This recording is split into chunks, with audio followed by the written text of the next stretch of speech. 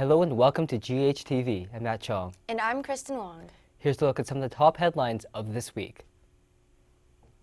York University has been plagued with picket lines once again. York rejected the latest counter-offer from striking staff yesterday. The university is now going into its third day on strike, which started Monday. Now, some of the topics being discussed include guaranteed funding for teacher assistants, job security for contract faculty, and prioritizing equity, anti-racism, and anti-sexual violence on campus. The two sides say their positions on issues are too far apart to reach an agreement at this time. There have been no talks yet on when they will meet again.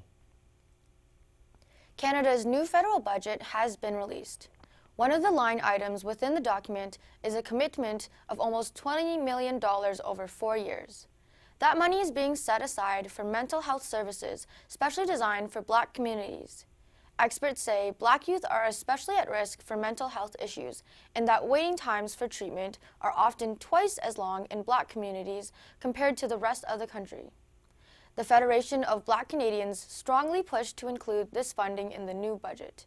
The budget also includes a total of over $200 million of anti-discrimination initiatives.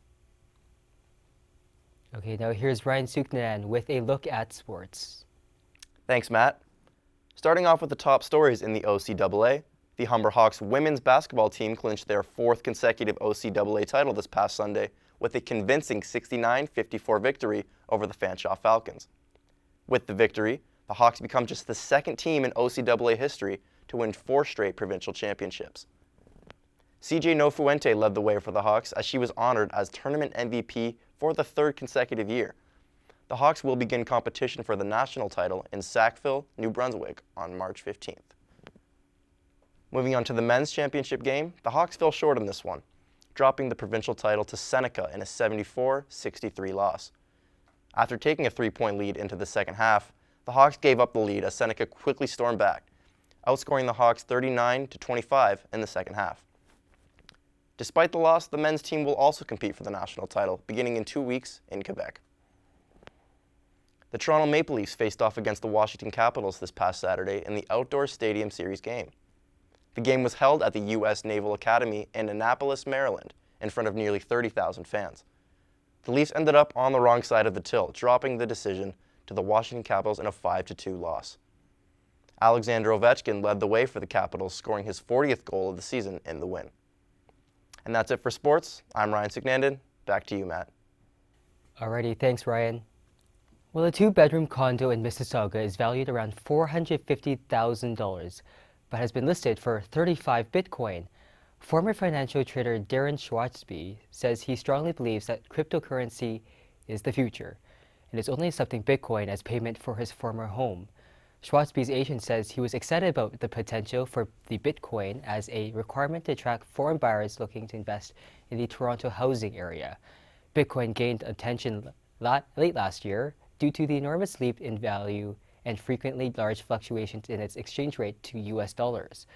The lack of stability makes transactions involving large amounts of Bitcoins extremely rare. Those involved could lose a lot of money if the value of Bitcoin jumps after they spend them. Now, 2 properties in Alberta and BC are also accepting Bitcoin as payment. However, neither property has yet sold. Weight Watchers is facing criticism over diet programs promoted to teens. This summer, Weight Watchers plans to give 13 to 17-year-olds free memberships. Critics are saying that this introduces the often problematic diet culture at a sensitive age, and that going to Weight Watchers at a young age could lead to eating disorders. Weight Watchers is in the process of rebranding itself as a wellness company. Its CEO says it will now focus on healthy lifestyles instead of just weight loss. Well, President's Choice will soon be offering cricket powder at your local grocery store.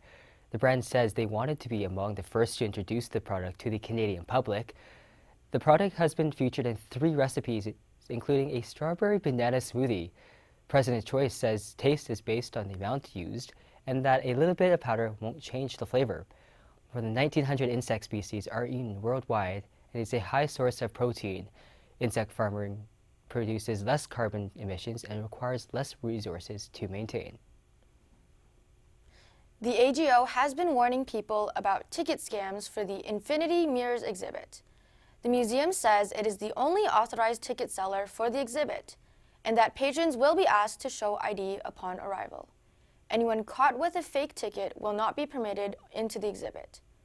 The exhibit has been widely popular on social media for its use of mirrors and kaleidoscope elements.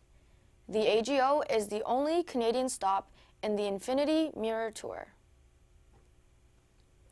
Now here's Sean Jackson's take on news and other stuff. Thanks, guys. Hey, if you missed it this weekend, there's this little television program known as the Oscars. I don't know if you've heard of it or not, but it's this little award show where these people get awards for pretending to be other people they aren't, and other awards are given for stuff that's way too complicated to understand. Like, come on, Academy, sound mixing and sound editing. You're just asking for everyone to be confused at that point.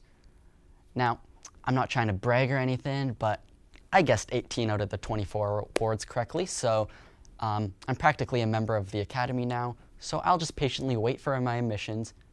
The ball's in your court now, Oscars. There's a lot of other great moments from Sunday night, so let's get through my favorites. The big award of the night, Best Picture, went to The Shape of Water, a movie where a mute woman falls in love and bangs a fish man. And who says romance isn't dead? So ladies, if you can't find a man to treat you right, just look to the waters because your soulmate could be swimming down under the current. I'd recommend starting fishing if you hope to catch a date. Now, if you're a fan of Finding Nemo, The Notebook, and People Keeping Quiet, this movie's for you.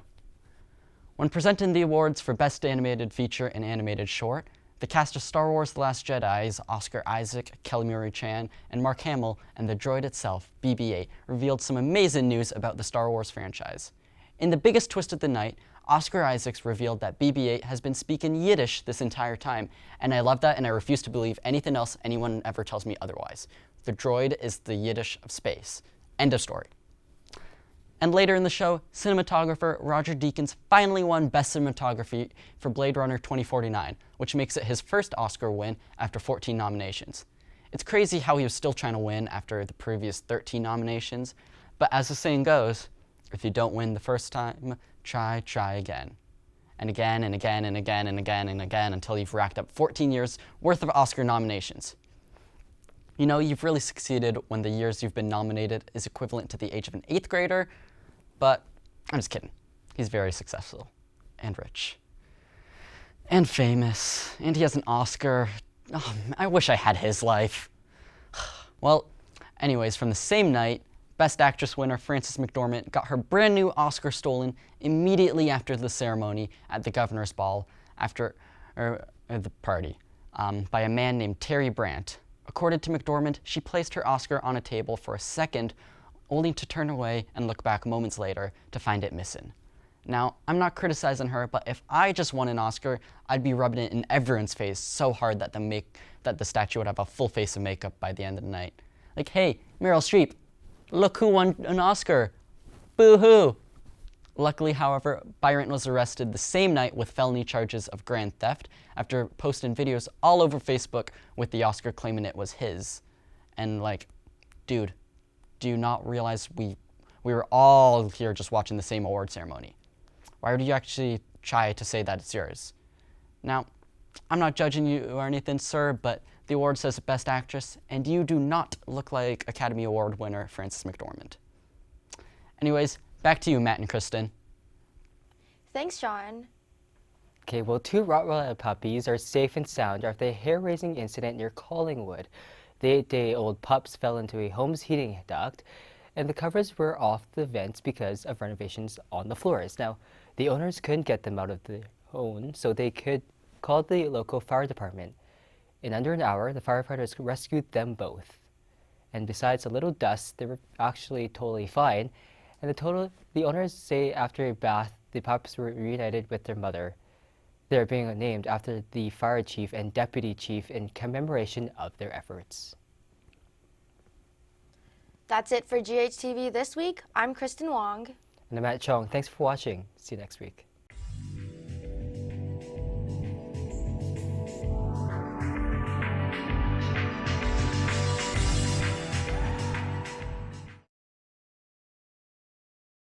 I'll just brush that off.